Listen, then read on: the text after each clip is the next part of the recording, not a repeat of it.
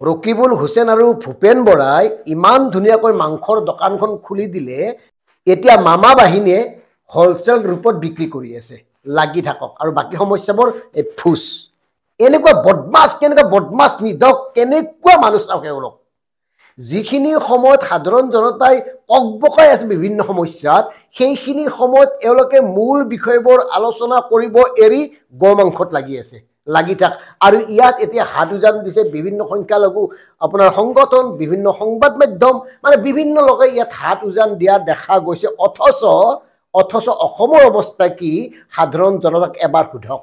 সাধাৰণ জনতাৰ কথাবোৰ কোনো গুৰুত্বই নিদিয়ে। থলুৱাক বঞ্চনা কৰা হৈছে। তৃতীয় আৰু চতুৰ্থ বৰ্গৰ চাকৰিৰ ক্ষেত্ৰতো তাতো কাণসাৰ নাই।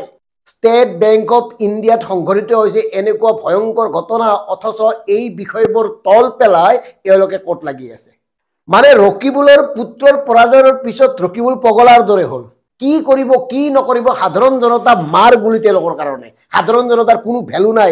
তেওঁলোকৰ ভেলু হ'ল দিছপুৰ, তেওঁলোকৰ ভেলু হ'ল ৰাজকীয় ক্ষমতা। আৰু ভূপেন বৰা বিধায়ক পুঁজিৰ ধন আবণ্টন দিব পৰা নাই। তোমালোকৰ বিধায়কসকলে ধৰ্ণাত বহিব লাগিছিল, প্ৰতিবাদত বহিব লাগিছিল। কিয় বিধায়ক পুঁজিৰ ধন আবণ্টন দিব পৰা নাই? অথচ তোমালোকে গৰুৰ মাংসৰ দোকানখন খুলি দিছা, এতিয়া তাক লৈ চবে উবুৰি খাই পৰিছে। সপক্ষে বিপক্ষে অজস্ৰ ৰচনা, চাৰিওফালে তীব্ৰ চৰ্চা। পোহনীয়া সংবাদ মাধ্যমৰ একাংশ লোকটো আছেই, তেওঁলোকে কেনেকে পেকেজ বনাব লাগে জানে। আৰু মূল সমস্যাবোৰ কৰবাত চিটিকি পৰিল। মূল্যবৃদ্ধি, স্মাৰ্ট মিটাৰ, ফুচ। শৈক্ষিক ক্ষেত্ৰত কি অৱস্থা হৈছে কোৱাৰ প্ৰয়োজনে নাই। পৰীক্ষাৰ ৰুটিন দিছে, অথচ পৰীক্ষক নিয়ন্ত্ৰকেই নাই। এই খবৰবোৰ, এই বিষয়বোৰ আটাইতকৈ চৰ্চা হ'ব লাগিছিল। এই বিষয়বোৰক লৈ সৰব হ'ব লাগিছিল। এই বিষয়বোৰক লৈ সচেতনতাৰ সৃষ্টি কৰিব লাগিছিল। আৰু তোমালোকে কি কৰি আছা? কিছুমান তৃতীয় শ্ৰেণীৰ কাম কৰি আছা। হয়তো কিছুমানে ক'ব তুমি কিয় কৈছা? গৰু সম্পৰ্কত আমি তেতিয়াই কৈছিলোঁ যেতিয়া এইখন চৰকাৰে গোমাংস বিক্ৰী কৰা ব্যৱসায়ীৰ পৰা নিৰ্বাচনী বণ্ডৰ জৰিয়তে চান্দা সংগ্ৰহ কৰিছিল। তেতিয়াই কৈছিলোঁ গৰুটো এওঁলোকৰ বাবে নিকৃষ্ট ৰাজনীতিৰ এটা অংশ, তাত বাহিৰে একো নহয়। অথচ এই সামান্য কথাটোৱে সাধাৰণ জনতাক বুজাব পৰা নাই বিৰোধীসকলে তাতেই ঘি ঢালি আছে, তাকেই মাৰ্কেটিং কৰি আছে, তাকেই সুযোগ দি আছে ননচেন্সৰ দৰে। আমাৰ একদম চিম্পুল কথা, এই ৰকিবুল হুছেইন জাতীয় বা ভূপেন বৰাৰ দৰে জাতীয় নেতাৰ ক্ষেত্ৰত সাধাৰণ জনতাৰ কোনো সমস্যা গুৰুত্বপূৰ্ণ নহয়। তেওঁলোকৰ কাৰণে গুৰুত্বপূৰ্ণ হ'ল ক্ষমতা আৰু টকা। তাত বাহিৰে বেলেগ অংকই নকৰে তেওঁলোকে। নহ'লে এইখিনি সময়ত নিজেই চিন্তা কৰক, অকণমান নিজেই ভাবকচোন। এইখিনি সময়ত সাধাৰণ জনতাৰ লগত থাকি সাধাৰণ জনতাই সন্মুখীন হোৱা বিভিন্ন বিষয়সমূহ সমাধানৰ বাবে দাবী উত্থাপন কৰিব লাগিছিল।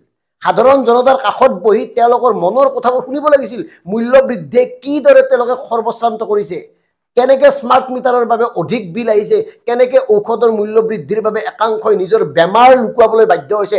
এই কথাবোৰ শুনিব লাগিছিল তেওঁলোকে, এই কথাবোৰ জানিব লাগিছিল, এই কথাবোৰ বুজিব লাগিছিল আৰু চৰকাৰক বাধ্য কৰাব লাগিছিল।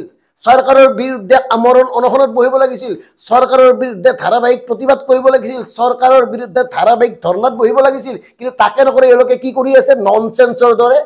আৰু আমি ডিকেবি ফেক্টে সচেতনসকলক এটা বিনম্ৰ অনুৰোধ জনাওঁ, খোৱা বিষয়ক লৈ, মাছ মাংসক লৈ বিতৰ্কত অংশগ্ৰহণ নকৰিব।